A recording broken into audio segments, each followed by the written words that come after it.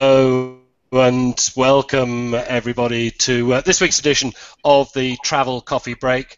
I'm Alistair Mackenzie, and I've got a couple of guests with me this week, both of them AITO operators. Now, AITO is something I've talked about quite often. In fact, AITO is something I've talked about a hell of a lot over the last, 3-4 decades of travel journalism. It's the Association of Independent Tour Operators. And I suppose the hallmark of an independent tour operator, and you guys will be free to nod vigorously when I say this, is that they tend to be really good at what they do. They tend to be specialists, and they tend to be, absolute experts in their own field. And there are some amazing companies in amongst them. So great that I've picked out two. We were gathered, actually, a whole bunch of AITO companies last night at a press event, the annual summer barbecue. So I was talking to both of these guys last night anyway.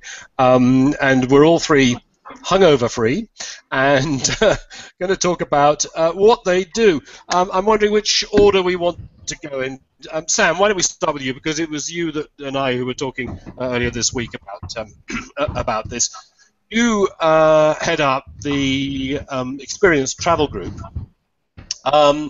Tell me what that is and how it got started. I'm not sure if you're having trouble with the internet. Is it breaking up or something? Slightly breaking up here. It might be better. Okay. Shall I start? Okay. Why don't I start with Matt, and you can sort yourself out. Matt, sorry about that. Over to you. The clue really is in the name Scandinavian Travel. Tell me about Scandinavian Travel and how it got started and what you do.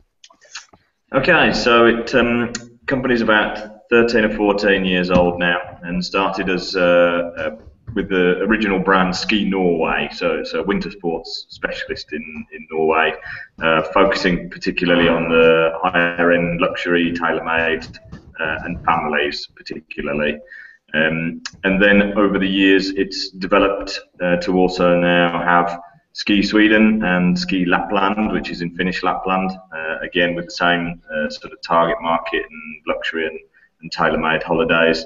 And then also, more recently, just at the end of last year or start of this year, we launched Cloudberry Journeys, which is our all-year-round non-winter sports brand, which is where we offer holidays across the Nordic region, so including far-flung places like the Faroe Islands or Greenland, Svalbard, north of Norway, areas like that. So so very much a winter sports specialist traditionally, and that's the core of what we do. And then with the Cloudberry allowing us now really to expand and offer holidays throughout the year to all of our destinations. And we've done it in the past for clients when they've requested, but the Cloudberry Journeys is our sort of official launch of an all-year-round brand.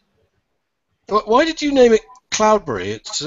It seems like a diversion from the Scandinavian brand. It's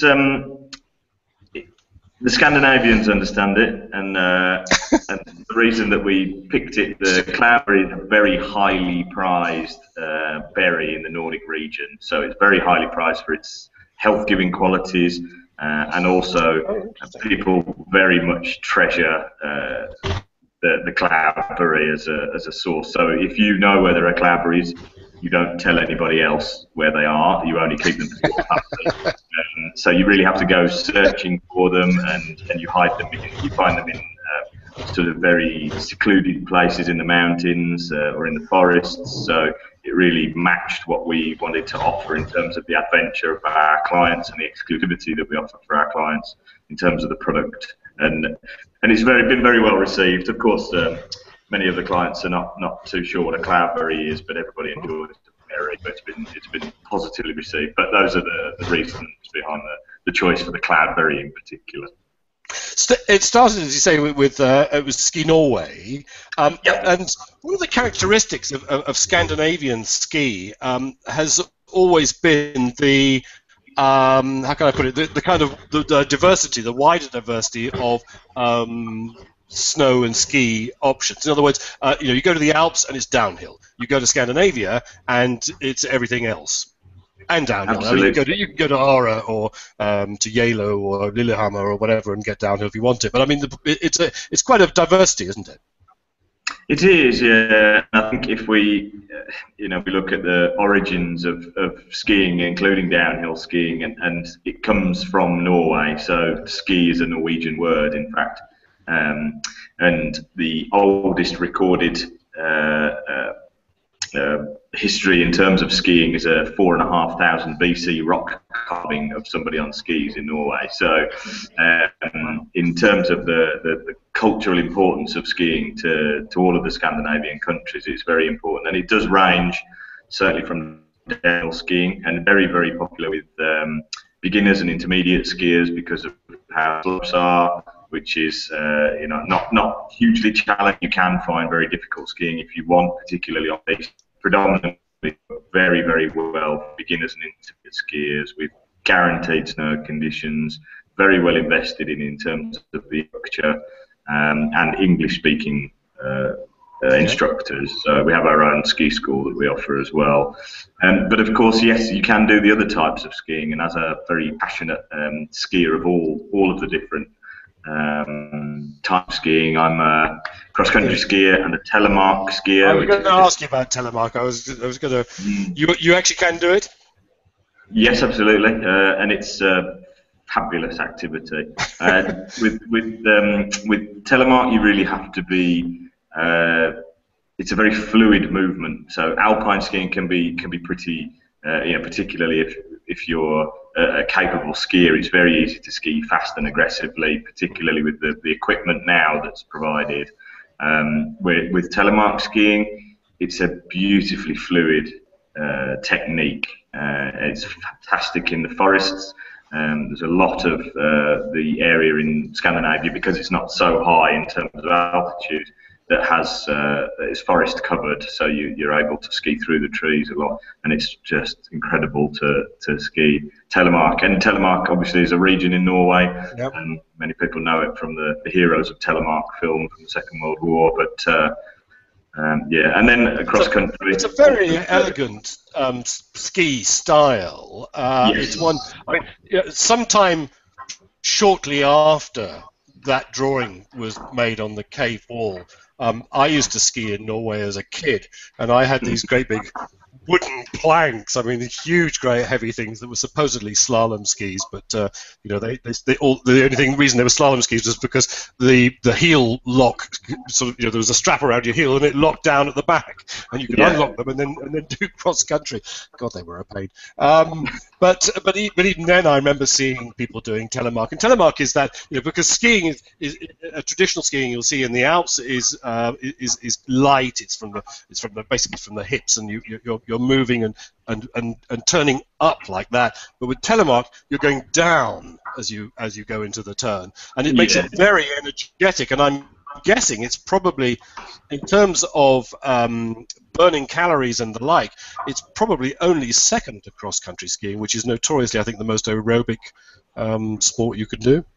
Indeed, yeah, and the telemark, just because it's very fluid, you're almost in a kneeling position as you're turning, so you're transferring your weight from one leg to the other, and it means that it gives you very good core strength as well as very good strength within the legs. But for me, it's that fluidity of movement that just made me fall in love with it straight away.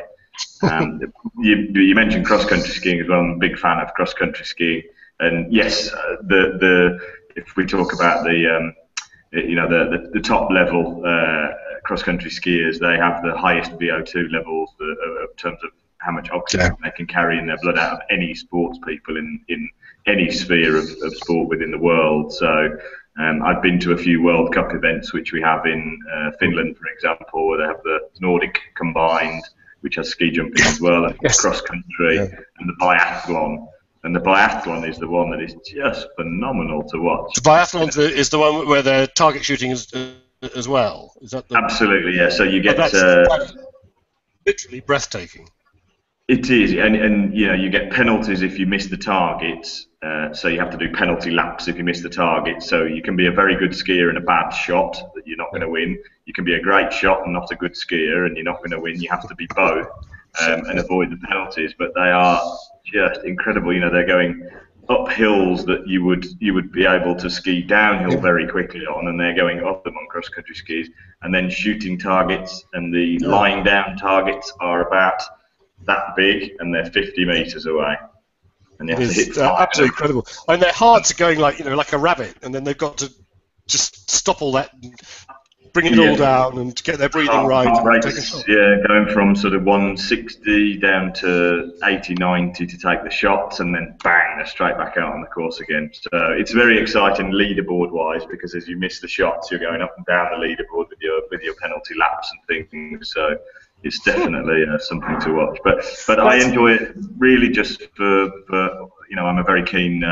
walker and trekker, so if I'm hiking and trekking, for me it's just the winter version of being able to do that. I was going to say, because we're talking about the top end of performance skiing, but the great thing about Scandinavia is that because of that diversity of activities, it means that it's great for families. It's great for groups where, you know, some people don't like skiing. But they can go snowshoeing, or they can go dog sledding, or they can, you know, all of those things that it's not quite so easy to find in the European Alps, and for that reason, I'm guessing you do get a lot of family groups coming with you.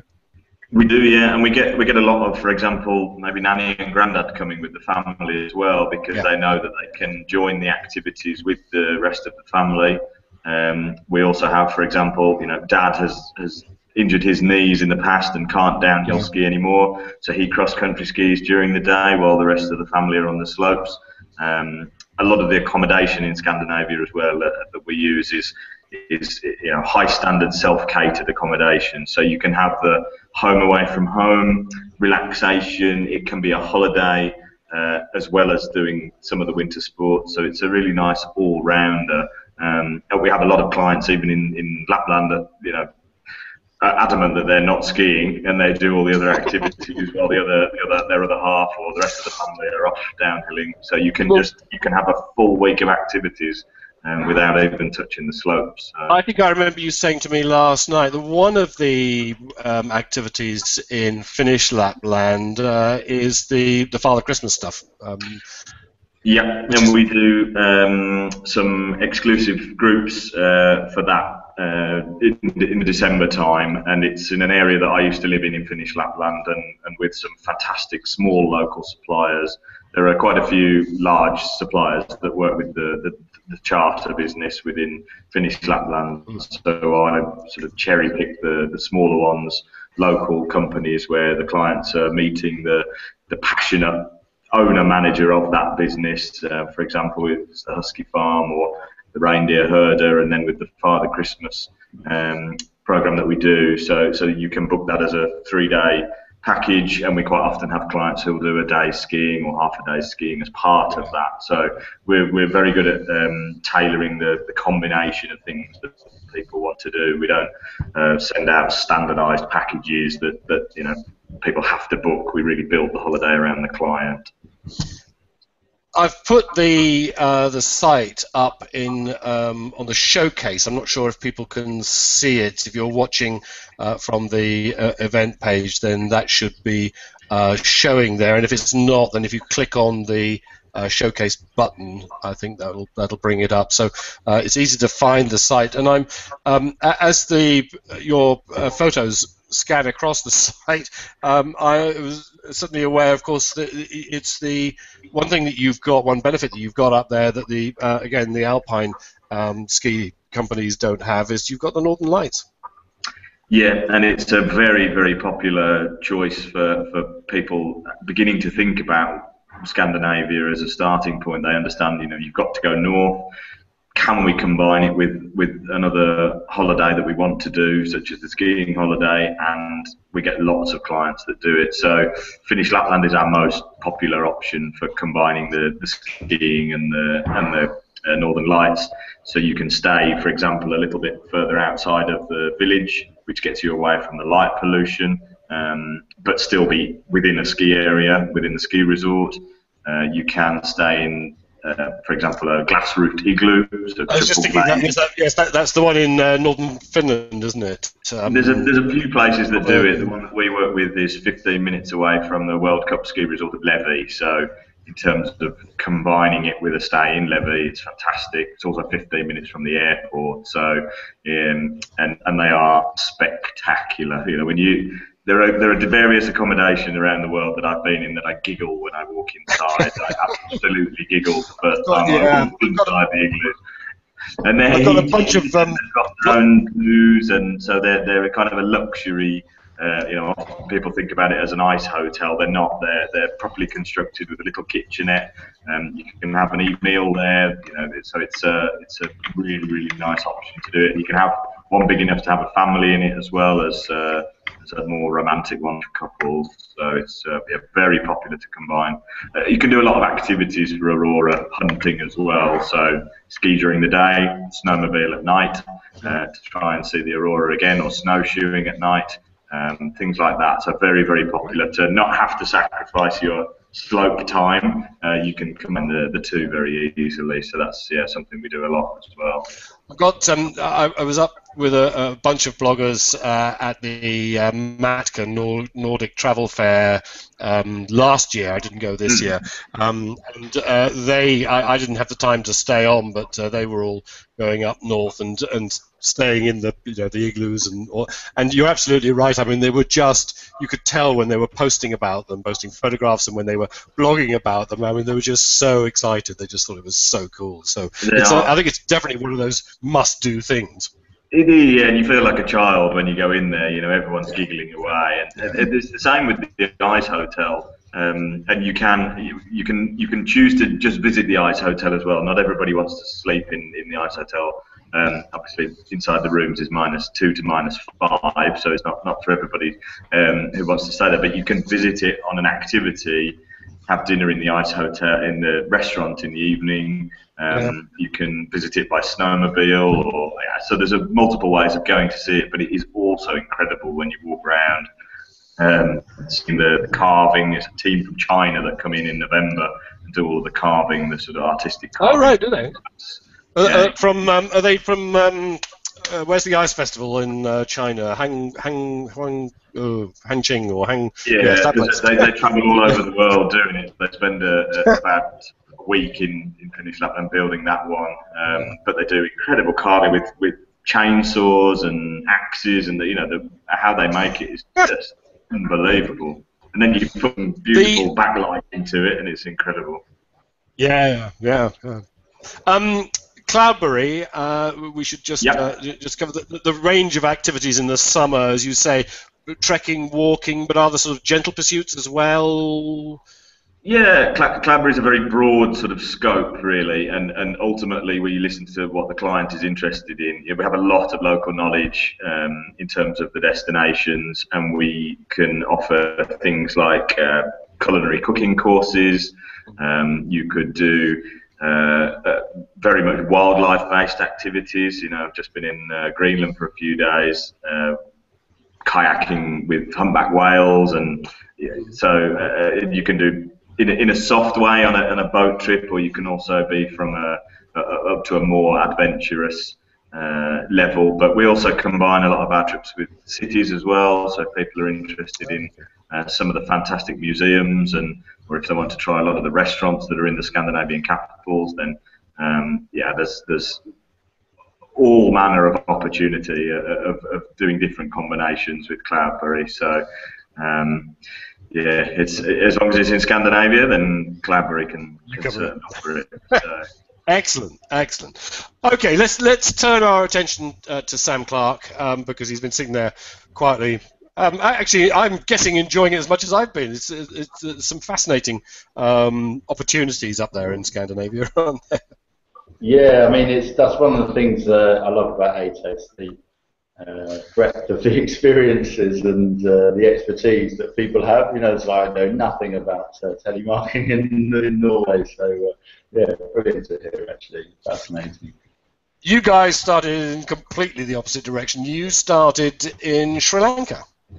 Yeah, I reckon Sri Lanka is about as far, kind of metaphorically, as you can get from Sweden. I remember a Sri Lankan friend of mine said to me once, they loved Sri Lanka, Sweden, loved Sweden. I said, you know why? What is it about it? He goes, well, it's everything Sri Lanka's not. It's organised, everything works, everything's nicely set out, all the rest of it. It's cold in the winter. So I said, all right.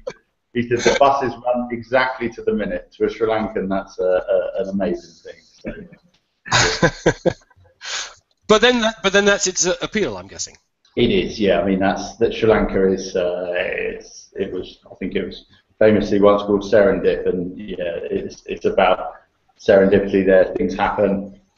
They happen somehow. You're never sure exactly what's going to happen, but it's always kind of magical when it does.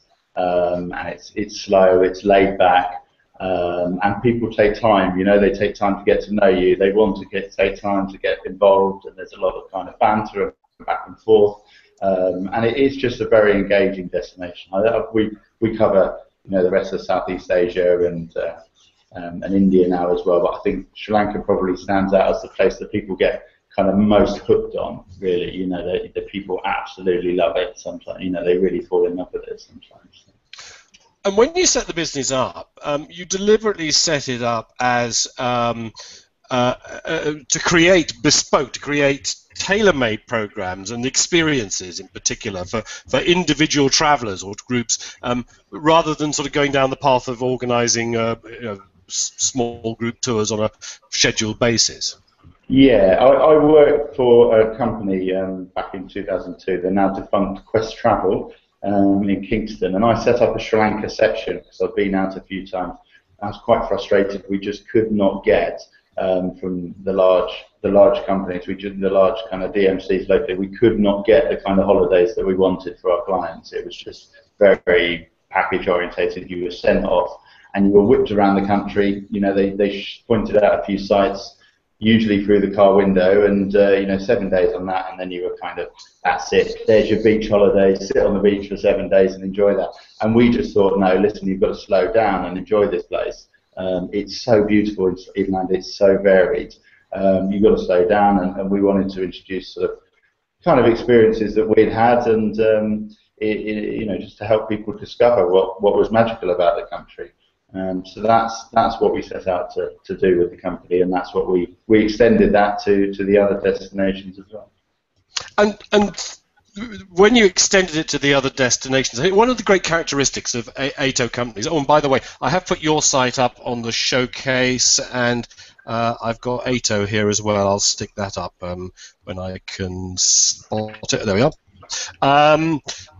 One of the characteristics of AITO companies is that they very often have a very loyal clientele, and so I'm wondering if from your roots in Sri Lanka, the drive to then expand to other destinations came from your clients who were going, we love this style of, do you go anywhere else, or actually from your own initiative?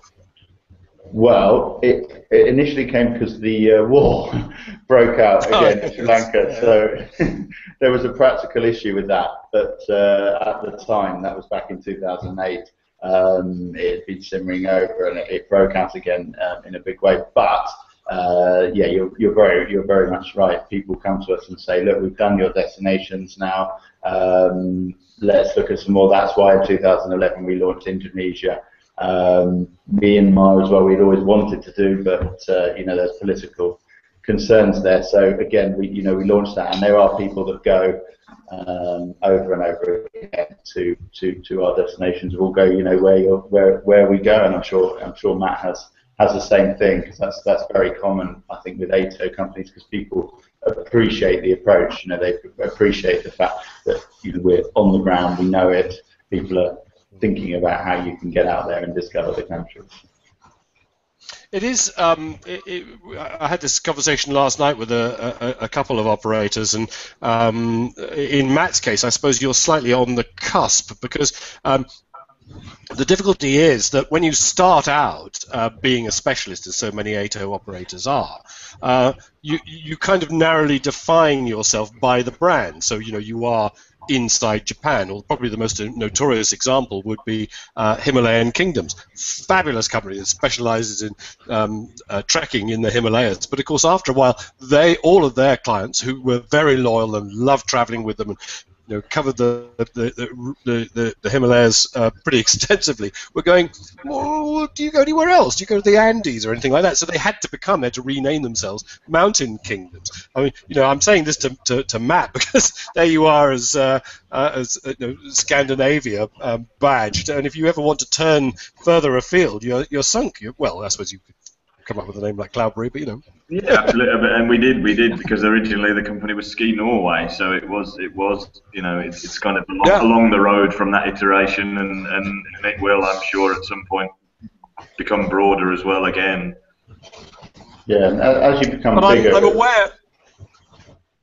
Yeah, as you become bigger as a company, and you're more used to you're more used to organising these things, and you've got processes, how to go in and set it up. So you're using your experience in previous ways. But yeah, you do sometimes have to look at your name. We were Experience Sri Lanka originally, so hence we're now Experience Travel Group, and inside Japan and now inside Asia, I believe. Yeah, you do have to look at the naming, but I think it's the experience you bring to bear as a company, beyond the knowledge of the individuals that you experience in setting these things up. It's your experience of what your clients have done, what they've enjoyed, how they've enjoyed it, and all the rest of it. Interestingly, I think I've certainly heard of AITO members, because AITO is a terrific community of really enthusiastic, dedicated travel operators, where that business of having clients who come back and then are asking for product that you maybe don't have, you don't really have a foothold in, let's say, South America, but you will recommend other AITO companies who do. So I've heard that that's that either that level of not exactly cross-selling, but that degree of support. And I've also heard of AITO companies, because remember, AITO, for viewers, AITO is the Association of Independent Tour Operators, but as a spin-off, there's also the AITO agents, which are the independent travel agents. And quite often, if you're a tour operator and you are beginning to work at the edge of your portfolio, you can turn to some of these guys and develop product with them, because they have expertise in an area that you maybe don't know. I don't know how organically you've been able to create your own stuff, Sam. Yeah, we work with two AITO tour operators who specialise, both of them in family holidays, and we run their operations in Sri Lanka and Indonesia. And I always do every now and again on the newsletter, we do an ask us thing, and say, if you are looking to go somewhere else, you can ask one of us where's good, and we'll happily recommend it. I think that just reinforces the fact that we believe in the specialist knowledge, in knowing what you're doing, in knowing your destination. No company can know the whole world, although they try. So and we always recommend AITO companies for that, because the quality's there. What's your favourite example of a tour program, an itinerary that you've put together? And what's the most glamorous stuff you've done, or what's the most exciting or different, quirky? Well, currently that's an easy one to answer, because we've just put together a tour out in eastern Indonesia. So this is you go to way out east. This is Papua.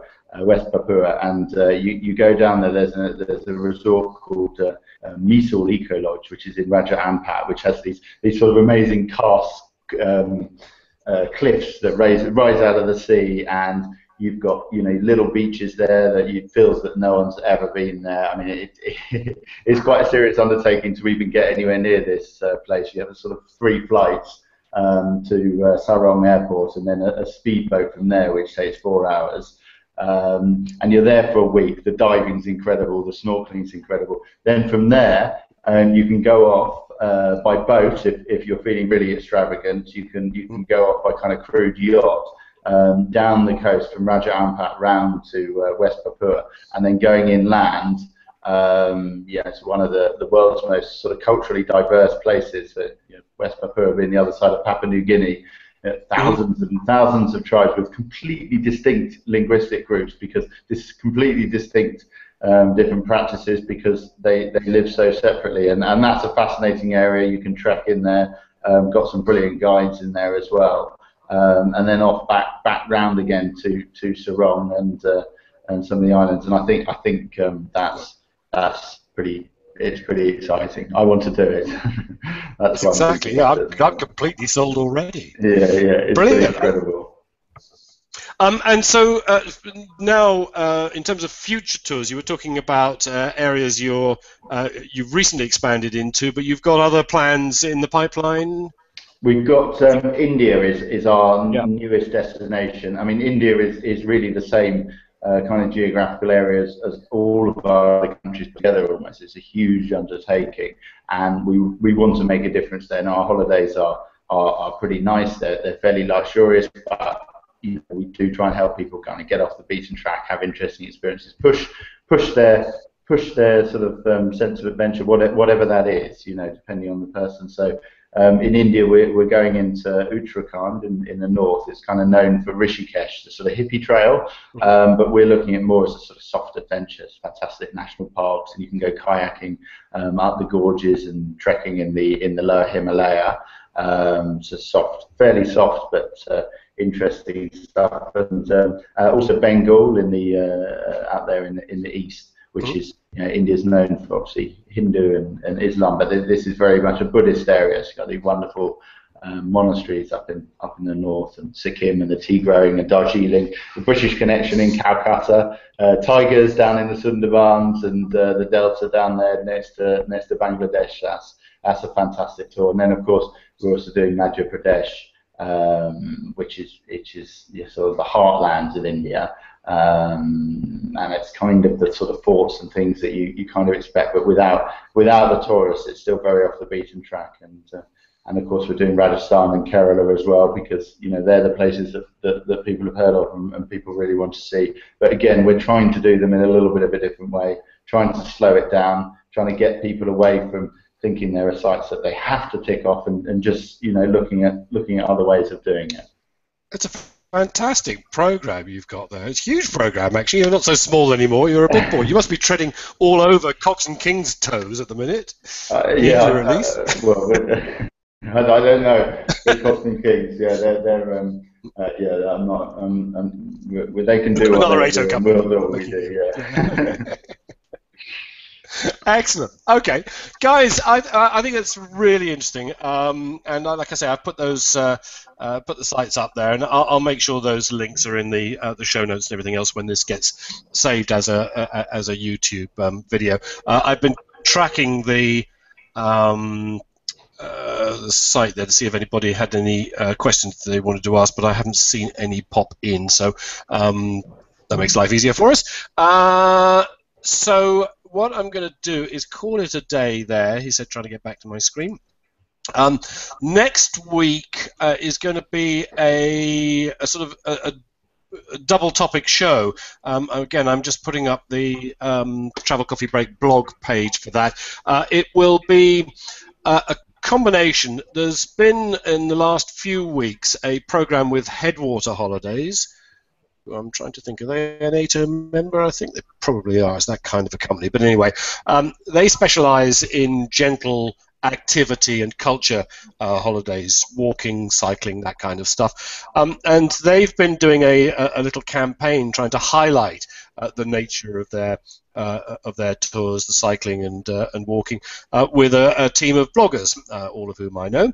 And it's the hashtag you can follow if you like. It's hashtag 30 active days, all one word. And what they've been doing is they've been variously cycling in France and walking in gastronomic walking tours in Italy, cycling in Austria, kayaking, that kind of thing. And I'm going to get some of those bloggers, maybe all of them, in next week to talk about that, and also I'm trying to forget her name now off the top of my head. One of the girls from Headwater as well to talk about the range of stuff that they do. So that'll be half of the program, and then one of my regular contributors, as many will know, is Malcolm Ginsberg, who is really very much an aviation expert, guru, and business journalist. And he will be, as it happens next week, on a Royal Caribbean Cruises ship somewhere, we think, parked in Gibraltar, and he's going to attempt to join us live from there. So that's the topic for next week, same time, same place, 2 o'clock in the afternoon on Wednesday. From us, at least from Matt, if not from Sam, who's dropped out. I think his connection finally gave up on us. It's bye for now. Bye.